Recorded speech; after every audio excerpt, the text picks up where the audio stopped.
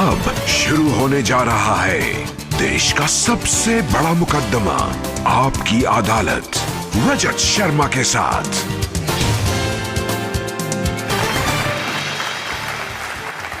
नमस्कार, आपकी अदालत में हम हाजिर हैं एक नया मुकदमा लेकर। आपकी अदालत में आज पेश करेंगे गुजरात के मुख्यमंत्री नरेंद्र मोदी को। नरेंद्र मोदी इन चुनावों के बाद अपना एजेंडा बदलने की कोशिश कर रहे हैं, इसलिए इल्जामात भी नए हैं, सवालात भी नए। पेश है आपकी अदालत में गुजरात के मुख्यमंत्री नरेंद्र मोदी।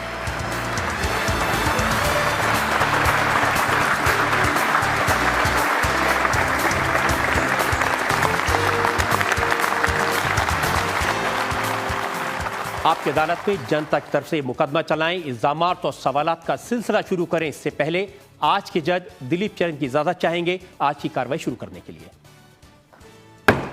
कार्रवाई शुरू किया जाए। और इससे पहले कि हम सवाल पूछें नरेंद्र मोदी से, हम इल्जाम लगाएं नरेंद्र मोदी पर, उनसे सफाई मांगे, एक नजर डालेंगे नरेंद्र मोदी के करियर पर। बीजेपी के नेताओं में प्रचार के लिए सबसे ज्यादा डिमांड नरेंद्र मोदी की है। गुजरात के चीफ मिनिस्टर नरेंद्र मोदी ने विकास को अपना यूएसपी और पार्टी का एजेंडा बनाकर विधानसभा का चुनाव जीता। अब बीजेपी मोदी के इस फॉर्मूले को लोकसभा चुनाव में अप्लाई कर रही है। पिछले 5 साल में नरेंद्र मोदी ने अपनी इमेज बदली है। जिस तरह से उन्होंने गुजरात की सरकार चलाई, उनके विरोधियों को भी नरेंद्र मोदी की तारीफ करनी पड़ी। कुछ दिन पहले वाइब्रेंट समिट के दौरान रतन टाटा और सुनील मित्तल जैसे उद्योगपतियों ने नरेंद्र मोदी को देश की कमान संभालने की सलाह दी। लोकप्रियता और प्रशासन की क्षमता के बल पर नरेंद्र मोदी को बीजेपी में आडवाणी का सक्सेसर माना जाता है। आपकी अदालत में आज हम नरेंद्र मोदी के इस नए अंदाज और नए चेहरे को करीब से जानने की कोशिश करेंगे।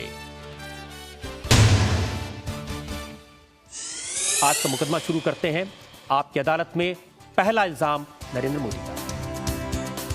आपकी अदालत में नरेंद्र मोदी पर इल्जाम है कि ये अकेलेपन के पुजारी हैं।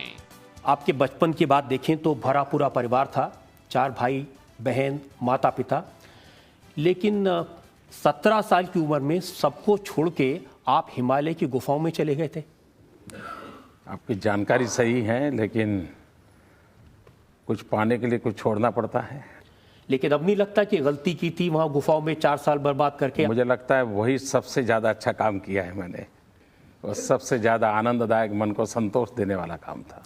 अब ये तो नहीं होगा कि फिर मौका मिलेगा तो आप फिर से वहां चले जाएंगे हिमालय? मैं मौके की प्रतीक्षा में हूँ। आप संन्यास की बात करते हैं, लेकिन मैंने सुना कि जब आप गुजरात में जाते हैं तो लड़कियां अपने गाल आगे कर देती हैं, वहां पर ऑटोग्राफ कर दीजिए। अब उन बच्चों को मेरी जिंदगी का पता नहीं है और मांगते हैं ऑटोग्राफ अलग अलग, जैसा उनको जो जगह मिल जाए वो आ जाते हैं। अब उनको लगता है कि बच्चों को लगता है कि गाल पर करेंगे तो सारी दुनिया देखेगी कि आज मोदी जी के हस्ताक्षर मेरे गाल पे है, तो दुनिया को दिखाने के लिए उनको अपना भाल पे या गाल पे या हाथ पे वो करवा देते हैं बच्चे। तो कभी ऐसा नहीं लगता कि कुंवारे रहकर गलती कर दी? हो सकता है शायद ये कुंवारे होने का फायदा हो।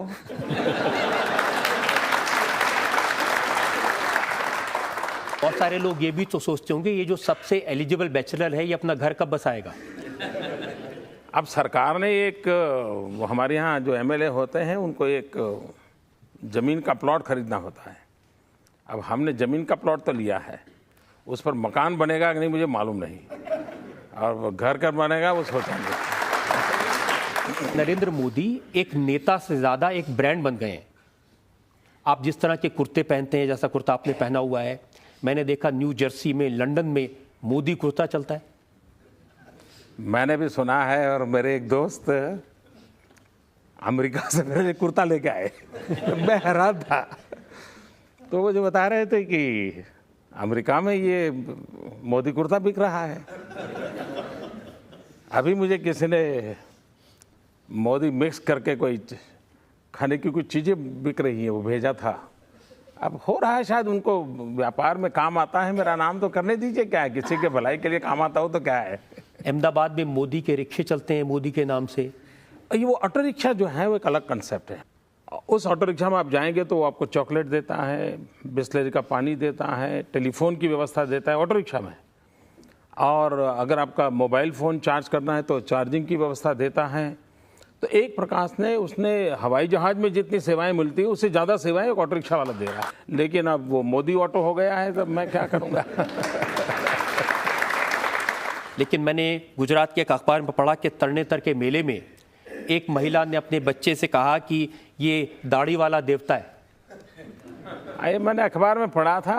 हो सकता है ये मीडिया की कुछ कमाल हो। मीडिया ने मुझे पता नहीं किस किस रूप में पेश किया है और जनता जनार्दन ने किस रूप में पकड़ा है। बीजेपी में, आरएसएस में कहा जाता है कि पर्सनैलिटी कल्ट नहीं होना चाहिए, किसी व्यक्ति विशेष का नाम नहीं चलना चाहिए। मैं मानता हूं मनुष्य को देवता के रूप में नहीं मानना चाहिए, व्यक्ति पूजा नहीं होनी चाहिए। राजकोट में एक जगह है जहां पर आपके नाम का मंदिर बना दिया है। दरअसल क्या है कि ये जो सांप सपेरे वाले लोग हैं जो भटकते रहते थे, मैंने एक अभियान चलाया बच्चों को पढ़ाने का। तो उन लोग मेरे पास आए कि साहब हमारे पास तो रहने को घर नहीं, तो हम कहाँ पढ़ेंगे। तो मैंने उनके लिए एक 250 मकानों की व्यवस्था की और उनको, और मेरा शर्त रहती है कि बच्चों को पढ़ाना पड़ेगा। अब उनके बच्चे आज कंप्यूटर चलाते हैं तो एक उनके मन में भाव आ गया। लेकिन वो मंदिर देखो कि मंदिर बनाने की उनकी वो हैसियत है ना, ऐसा बनाया है। लेकिन अब वो फोटो रखे हैं और बच्चे जाते हैं तो नमस्ते करके जाते हैं उस फोटो के सामने। अब मीडिया ने उसको बड़ा उछाल दिया है। तो एक अच्छा काम दुनिया के सामने लाने के बजाय वो मंदिर वाली कथा चालू कर दी है। मैं बड़ा परेशान हूँ भैया। लेकिन मीडिया में तो आमतौर पर आपकी आलोचना होती रही है। अगर किसने कोई अच्छी बात लिख दी वो भी आपको पसंद नहीं आ रही है? देखिए, इसको मैं अच्छी नहीं मानता हूँ। ये चीज़ें देश का भला नहीं करती हैं। किसी एक आदमी ने कहीं फोटो निकाल दी, किसी एक आदमी ने मंदिर बना दिया, वो हमारी पहचान नहीं है। आप क्या इमेज चाहते हैं? आप क्या बताना चाहते हैं कि मैंने क्या किया?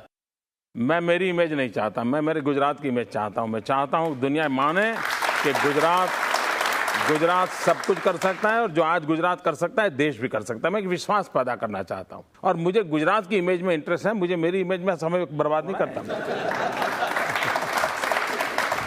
आपकी अदालत में आज हम मुकदमा चला रहे हैं गुजरात के मुख्यमंत्री नरेंद्र मोदी पर। हम एक ब्रेक के लिए रुकेंगे और ब्रेक के बाद आपकी अदालत में नरेंद्र मोदी पर जनता के इल्जामात और सवालात का एक और दौर।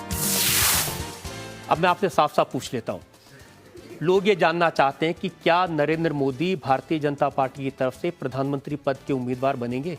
मैं आपको साफ साफ पूछना चाहता हूं, अब तक आपने साफ साफ पूछा क्यों नहीं?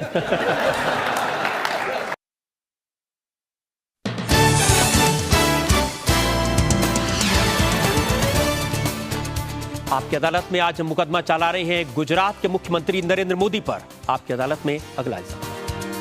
आपकी अदालत में नरेंद्र मोदी पर आरोप है कि ये खतरों के खिलाड़ी हैं। मोदी साहब, आपके बचपन के बारे में जब पढ़ रहा था तो ये पता चला कि बचपन से आपको शौक था खतरों से खेलने का, और एक बार आप एक तालाब से जिंदा मगरमच्छ के बच्चे को पकड़ लाए थे। जिंदगी में डर करके नहीं रहना चाहिए। जिसको हम मानते हैं उसको लेकर के चलना चाहिए। और मक्खन पे लकीर करने वाले तो ढेर सारे मिल जाएंगे, पत्थर पे लकीर करने की भी तो हैसियत होनी चाहिए।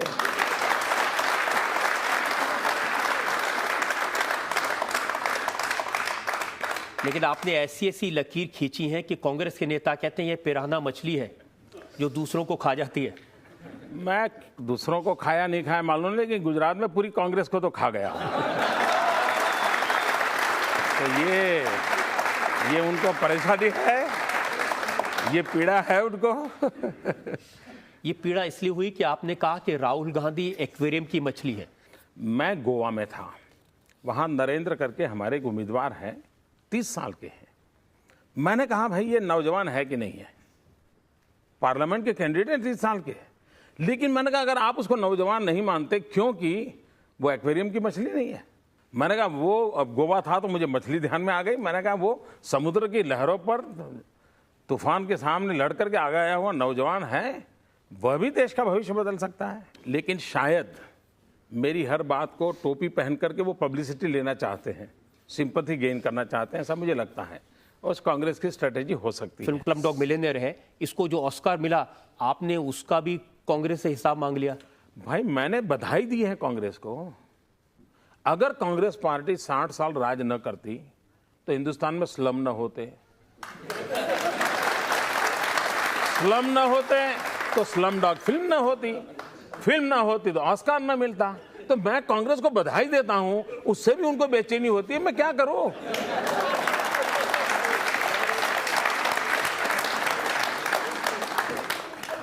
लेकिन अब तो कांग्रेस जय हो का नारा इस्तेमाल करेगी चुनाव में। उन्होंने इसके राइट्स खरीद लिए हैं, लेकिन उसके बावजूद आपकी जो पब्लिक मीटिंग्स हैं उसमें जय हो का गाना चलता है। भैया हम तो जीवन भर लगे हुए हैं, भारत माता की जय हो, उसी के लिए तो हम लगे हुए हैं। अब कांग्रेस को भारत माता की जय हो के बजाय खुद की जय हो में लगी है, तो देश के गले कैसे उतरेगा जी। कांग्रेस ने 38 साल के राहुल गांधी को जनता के सामने पेश किया है। भारतीय जनता पार्टी ने 82 साल के लाल कृष्ण आडवाणी को प्रधानमंत्री पद का उम्मीदवार डिक्लेयर किया, और जो बात लोगों के गले नहीं उतर रही। कांग्रेस ने मनमोहन सिंह जी को प्रधानमंत्री कैंडिडेट बनाया है, इसलिए डिबेट होनी चाहिए आडवाणी जी और मनमोहन सिंह। आपकी पार्टी के लोग ये कहते हैं कि अगर आडवाणी की बजाय नरेंद्र मोदी मैदान में उतरते तो शायद बीजेपी भी ज्यादा सीटें जीत सकती थी। मैं जनता जनार्दन को बताना चाहता हूं, गुरु बड़ा कि चेला बड़ा। जिस नरेंद्र को आप इतना प्यार करते हो, जिस नरेंद्र ने गुजरात में इतना विकास किया, ये आप बताते हो, लेकिन आपको मालूम होना चाहिए इस नरेंद्र को बनाने का काम आडवाणी जी ने किया है। उस नरेंद्र को गुजरात के विकास के लिए पर मार्गदर्शन किसने किया है, तो आडवाणी जी ने किया है। गुजरात के हमारे वो सांसद हैं, गुजरात की विकास यात्रा कैसे चले हर पल हमें उंगली पर करके चलाया है। जिस व्यक्ति ने नरेंद्र को इतना चलाया है, वो व्यक्ति देश को कितना बढ़िया चला सकते हैं, इसके लिए कोई सबूत की जरूरत नहीं है। सबसे बड़ा सबूत मैं हूं उनके लिए। क्या मोदी जी आप गुजरात से संतुष्ट हो गए, दिल्ली की ओर क्यों नहीं देख रहे? 5 करोड़ लोगों की समस्याओं से बड़ी 100 करोड़ लोगों की समस्याएं हैं, और कुछ इस हद तक है देश आज जिस हालात में है, क्या आपको नहीं लगता कि आपको दिल्ली की ओर कूच करनी चाहिए? मुझे गुजरात का कार्य मिला है, गुजरात की जनता ने मुझे जिम्मेवारी दी है, उसको मुझे बड़े निष्ठा के साथ उसको निभाना चाहिए, और जो काम मुझे दिया है उसको मैं लगन से कर रहा हूँ। आप गोल बोल जवाब दे रहे हैं। उन्होंने कहा है कि अब 8 साल हो गए गुजरात में, गुजरात का विकास आपने कर लिया, देश को करके दिखा दिया, अब दिल्ली की कुर्सी आपका इंतजार कर रही है। नहीं, आपने पूछा दिल्ली की ओर देखते क्यों नहीं। देखिए मेरी सरकार ने, मैं दिल्ली की ओर क्यों देखता नहीं हूं, मैं बताता हूं। ये दिल्ली में बैठी हुई सरकार गुजरात को कोई मदद नहीं करती है, उतना ही नहीं रोडें अटकाती है, और इसलिए मुझे दिल्ली की ओर, इस सरकार की ओर देखने की जरूरत नहीं है। इसलिए मैं अपना गुजरात की दुनिया चलाता हूं और प्रगति करने का प्रयास करता हूं।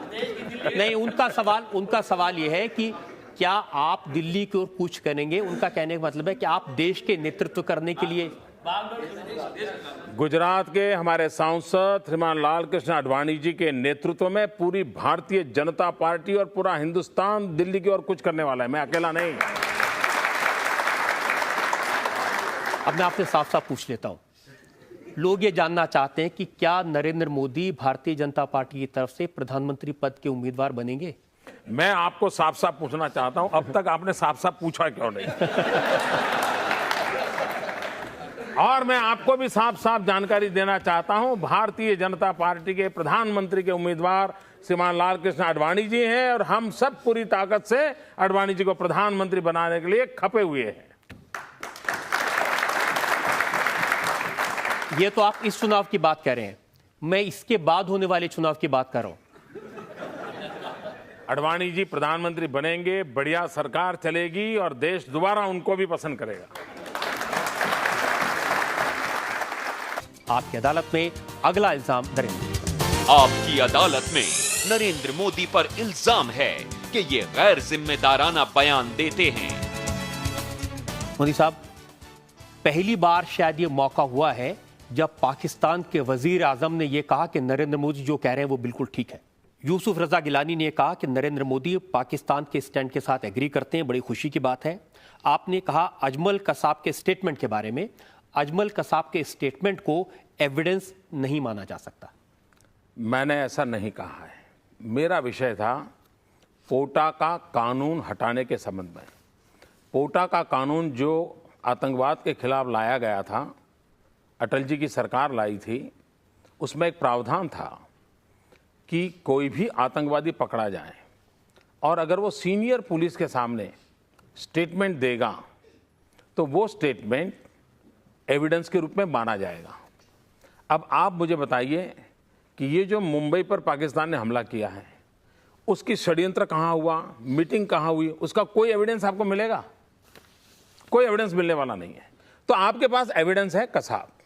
अगर आपके पास पोटा का कानून होता तो आप आसानी से उसको एविडेंस मान सकते थे, और भारत सरकार ने पोटा का कानून हटा करके ये जो ताकत थी आतंकवाद के खिलाफ लड़ने की, उसको खत्म किया है। ये मेरी चर्चा का विषय। मोदी साहब, मेरे पास पाकिस्तान के कुछ अखबार हैं, the Nation, Dawn, Geo TV की रिपोर्ट्स हैं, और इन सब का ये कहना है कि नरेंद्र मोदी और पाकिस्तान के वजीर आजम यूसुफ रजा गिलानी एक ही तरह की बात कह रहे हैं। पाकिस्तान अपने लिए क्या करता है वो मेरा एजेंडा नहीं है। पाकिस्तान कुछ भी बोल सकता है, पाकिस्तान झूठ बोलने में माहिर है।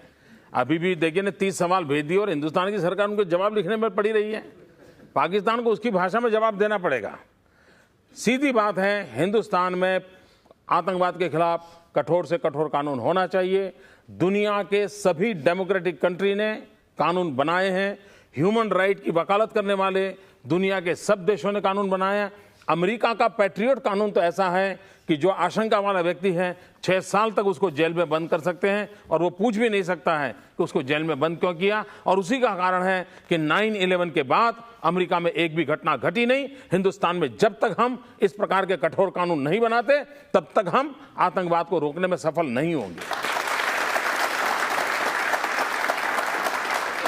लेकिन आपका एक और बयान है जिसका जिक्र पाकिस्तान के अखबारों में किया है। आपने कहा कि जब तक अंदर से कोई मदद नहीं मिलती, इतना बड़ा अटैक नहीं हो सकता था, और इसका जमकर इस्तेमाल किया पाकिस्तान ने। मेरे बयान के 1 घंटे के बाद मुंबई के पुलिस कमिश्नर का बयान आया है कि 15 लोग थे जिन्होंने लोकली उनको सपोर्ट किया है, लॉजिस्टिक सपोर्ट दिया है। किसी ने रास्ता दिखाया होगा, किसी ने होटल दिखाई होगी, कोई ले गया होगा।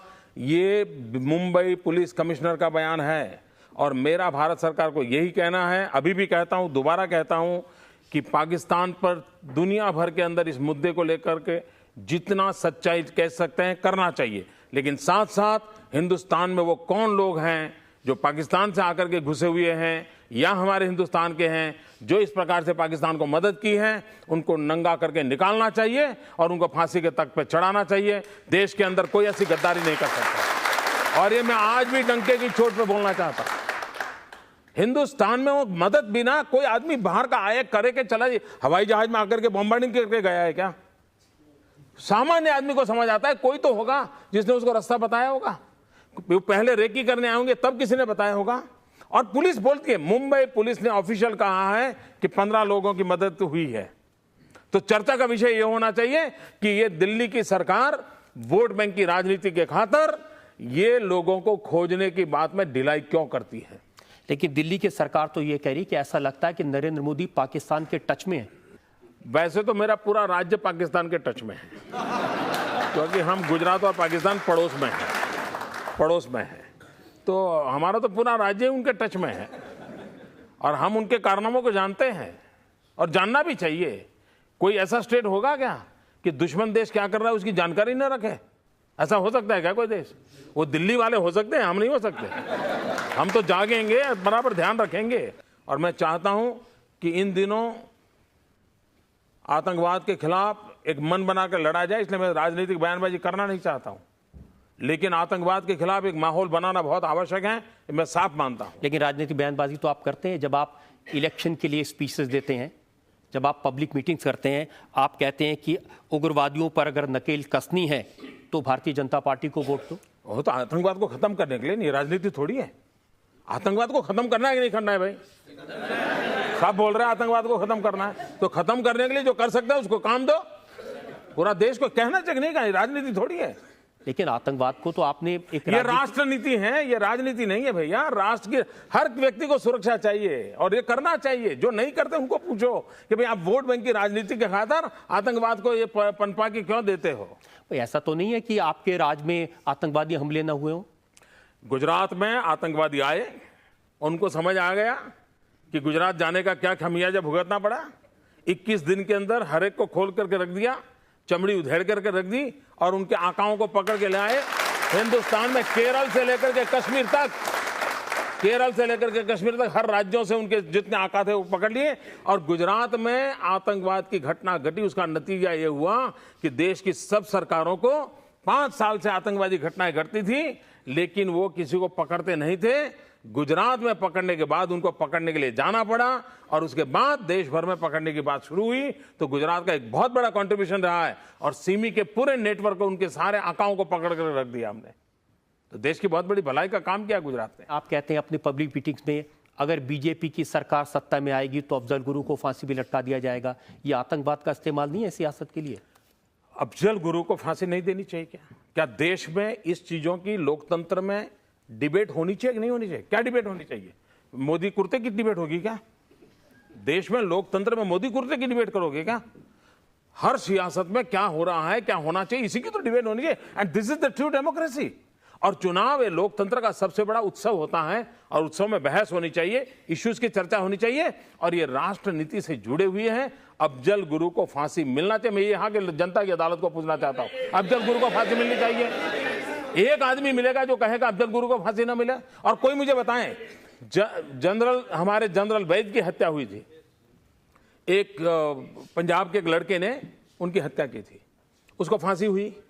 फांसी होने के बाद उसने भी दया की अर्जी की थी, लेकिन भारत सरकार की कैबिनेट ने 15 मिनट में निर्णय किया उसको फांसी पर लटका देना चाहिए और उसको तुरंत डेट तय करके फांसी पर लटका दिया गया।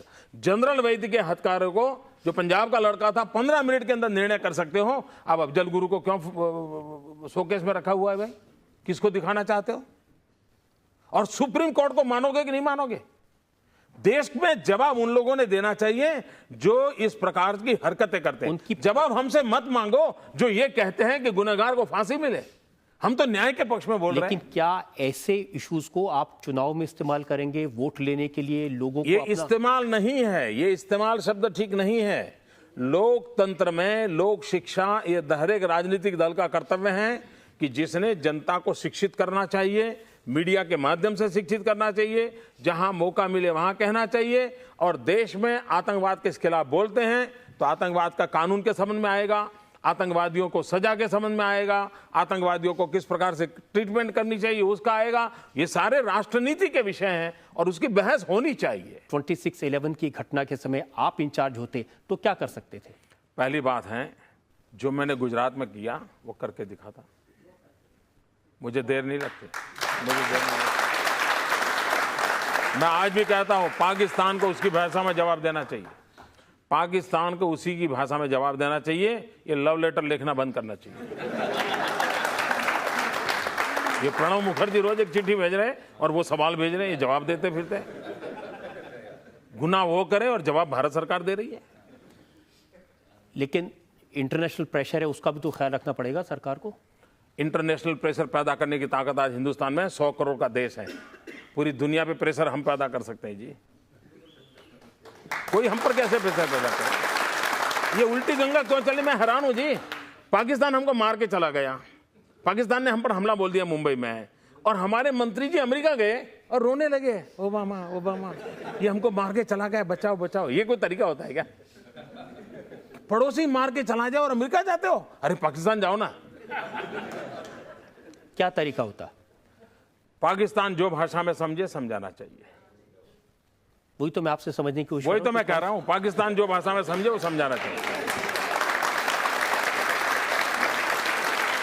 आपकी अदालत में अगला इल्जाम नरेंद्र मोदी का। आपकी अदालत में नरेंद्र मोदी पर इल्जाम है कि इनके विरोधी इन्हें मौत का सौदागर कहते हैं। ये आरोप सोनिया गांधी का है। आपको याद होगा, उन्होंने गुजरात में जाके कहा था कि नरेंद्र मोदी मौत के सौदागर हैं। उनकी मातृभाषा इटालियन है और उसके कारण शायद वो शब्दों को समझ नहीं पाई। हकीकत तो थी मत के सौदागर। अब वो बेचारी बोल गई मौत के सौदागर। तो हम मत के सौदागर हैं तो अच्छी बात है। गुजरात की जनता ने हमको आशीर्वाद दे दिया। लेकिन सच्चाई ये है कि आप पूरे गुजरात को एक रिपब्लिक की तरह चलाते हैं, रिपब्लिक ऑफ गुजरात, जैसे आप उसके प्रधानमंत्री हो। बाकी देश में क्या होता है उससे आपको कोई मतलब नहीं है। पहली बात है कि मैं भारत के संविधान को समर्पित हूं और भारत के संविधान में जो व्यवस्था है उसी के तहत मैं गुजरात चलाता हूं, लेकिन मैं इनिशिएटिव लेता हूं। अब जैसे मेरे यहाँ vibrant Gujarat global investor summit हुआ, 50 देश वहां रिप्रेजेंट हुए, किसी देश के प्रधानमंत्री, किसी देश के उप प्रधानमंत्री, किसी देश के उपराष्ट्रपति, ढेर सारे देशों के कैबिनेट मिनिस्टर्स, कोई 100 से ज़्यादा डिप्लोमेट्स, ये सारे लोग गुजरात की धरती पर आए, क्योंकि उनको कहीं कहीं तो जाना होता है। वो दिल्ली में आएंगे तो दिल्ली भी एक स्टेट तो है ही है, अब वो गुजरात आए, इसका मतलब ये नहीं है कि मैं कोई देश से अलग हूं। और गुजरात का ये जिम्मा है कि वो जितना अच्छा हो सके करें, पूरे विश्व के अंदर गुजरात की अच्छाइयों के माध्यम से देश की अच्छाइयों को पहुंचाए। ऐसा लग रहा है कि आप लोगों का ध्यान सांप्रदायिकता से हटाकर अब विकास की तरफ डालना चाहते हैं, फिर इस पूरे एजेंडे को बदलने की कोशिश कर रहे हैं। मैं ग्लोबल गुजरात बनाने का प्रयास कर रहा हूं। मैं चाहता हूं कि दुनिया में गुजरात का डंडा पीटता रहे, गुजरात की ओर दुनिया आकर्षित हो। मेरा ये दायित्व है, वो मुझे करने का गर्व है। लेकिन आपकी पार्टी आज भी विकास के एजेंडे पर लोकसभा का चुनाव नहीं लड़ रही। नहीं, पार्टी का एक ही एजेंडा है। मैं मानता हूं इस चुनाव में हम इसी बात पे बात कर रहे हैं, देश को तय करना है इस चुनाव में कि देश को वोट बैंक की राजनीति चाहिए कि देश को विकास की राजनीति चाहिए। और गुजरात एक सबसे बड़ा उदाहरण है। आज देश को लग रहा है कि देश को विकास की राजनीति चाहिए, और भारतीय जनता पार्टी ने उदाहरण से सिद्ध कर दिया है कि विकास की राजनीति मुद्दे पर भारतीय जनता पार्टी का कंट्रीब्यूशन सबसे ज्यादा है। वो गुजरात में साबित किया आपने, लेकिन जब आपकी पार्टी का एजेंडा देखते हैं, वहां फिर से राम मंदिर की बात हुई, वहां पुराने किसानों की बात हुई है, वहां मजदूरों की बात हुई है, वहां पर नौजवान बेरोजगार नौजवानों की बात हुई है, वहां विमेन एम्पावरमेंट की बात हुई है, वहां पर फॉरेन पॉलिसी की चर्चा हुई है, वहां पर डिफेंस पॉलिसी की चर्चा हुई है, इन सारे विषयों की चर्चा हुई है। इसलिए मीडिया का एजेंडा हो सकता है, भारतीय जनता पार्टी इन सारे विषयों पर वहां पर चर्चा की है। पूरी दुनिया में रिसेशन है, हर जगह लोगों की नौकरियां जा रही हैं, हर जगह लोगों की तनख्वाहें काटी जा रही हैं। तो गुजरात में विकास की बात करना, गुजरात में 25 लाख नौकरियों की बात करना, गुजरात में 12 लाख करोड़ की बात करना, ये स्टंट नहीं है। दिल्ली में प्रधानमंत्री पद पर बैठे थे प्रणब मुखर्जी जी, उन्होंने बयान दे दिया 5 लाख लोगों का रोजगार चला गया है। वो कहते हैं आगे भी जाएगा। मैं ये तो मानता हूं आगे जाने वाला है। सबसे पहला रोजगार जाने वाला है 16 मई को, जब चुनाव के रिजल्ट आएंगे, इन सबका रोजगार जाने वाला है। इन सबका रोजगार जाने वाला है जो दिल्ली की सरकार में बैठे हैं। लेकिन ये प्रकार का निराशा का भाव, जबकि गुजरात में हमने vibrant Gujarat global investor summit किया, 12 लाख करोड़ रुपया की इन्वेस्टमेंट का एमओयू साइन होता है, 25 लाख नौजवानों को रोजगार की संभावना खड़ी होती है। इस विश्वास के साथ गुजरात बोलता है, और मैं देशवासियों को कहना चाहता हूं, रोजी रोटी के लिए गुजरात एक ऐसी जगह बनेगी, देश का कोई भी नौजवान अपना भविष्य आजमाने के लिए गुजरात की धरती पर आ सकता है। आपके विरोधी तो कहते हैं कि नरेंद्र मोदी एजेंडा बदलने की कोशिश कर रहे हैं। मेरा एजेंडा है विकास, मेरा एजेंडा रहेगा विकास, और मेरा एजेंडा विकास है जिस पर गुजरात की जनता ने मोहर लगाई है, 3-3 बार मोहर लगाई है। लोग बार बार एक ही बात आपसे पूछ रहे हैं कि आप दिल्ली आकर भारतीय जनता पार्टी की तरफ से प्रधानमंत्री पद संभालेंगे या नहीं संभालेंगे। मैं वही कहता हूं कि गुजरात के काम को देख करके लोगों का अगर मेरी चर्चा करते हैं, तो मैं लोगों को समझा रहा हूं कि गुजरात में हमारी सफलता इसलिए हुई है क्योंकि आडवाणी जी ने नरेंद्र मोदी को चलाया है, सिखाया है, समझाया है, और आडवाणी जी गुजरात के सांसद हैं, और उनके मार्गदर्शन के कारण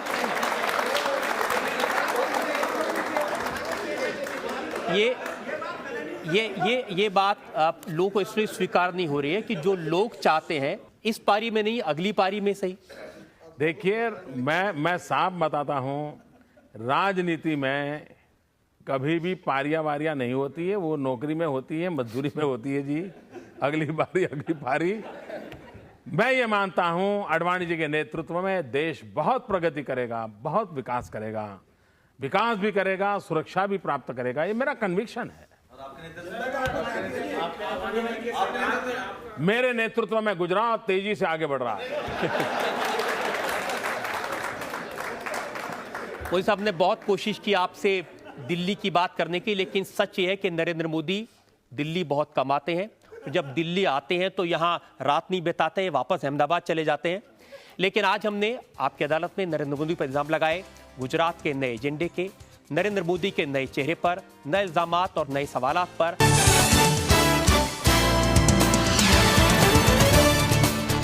आपकी अदालत में आज हमने नरेंद्र मोदी पर इल्जाम लगाए उनके नए एजेंडे को लेकर। नरेंद्र मोदी पर नए इल्जामात और नए सवालात पर उन्होंने बेबाकी से हर सवाल का जवाब दिया। हम चलते हैं आज के जज दिलीप चेरिन के पास आज के मुकदमे पर फैसले के लिए। अदालत का फैसला यह है कि Modi is truly the missile man of Gujarat. शायद अडवाणी उनका वॉरहेड हो इस वक्त, और देश में ये सवाल अभी भी रहेगा कि इस इलेक्शन के बाद आगे जाकर गुजरात की प्रगति पे वो कंसंट्रेट करेंगे कि सारा देश के विकास पे जो उनका नया मुद्दा है, इस मुद्दे लेके अगर दिल्ली आना हो तो मुझे लग रहा है कि इस वक्त वो तैयारी पे है, अगले बार शायद वो रेडी होंगे।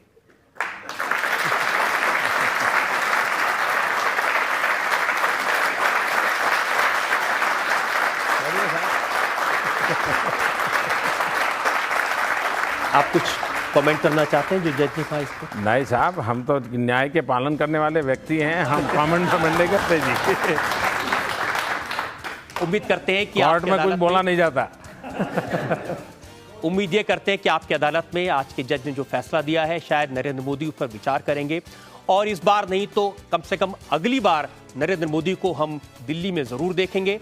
तब इन पर नए इल्जामात लगेंगे, तब इनसे हम नए सवाल पूछेंगे, इन पर एक और मुकदमा चलाएंगे अगली बार।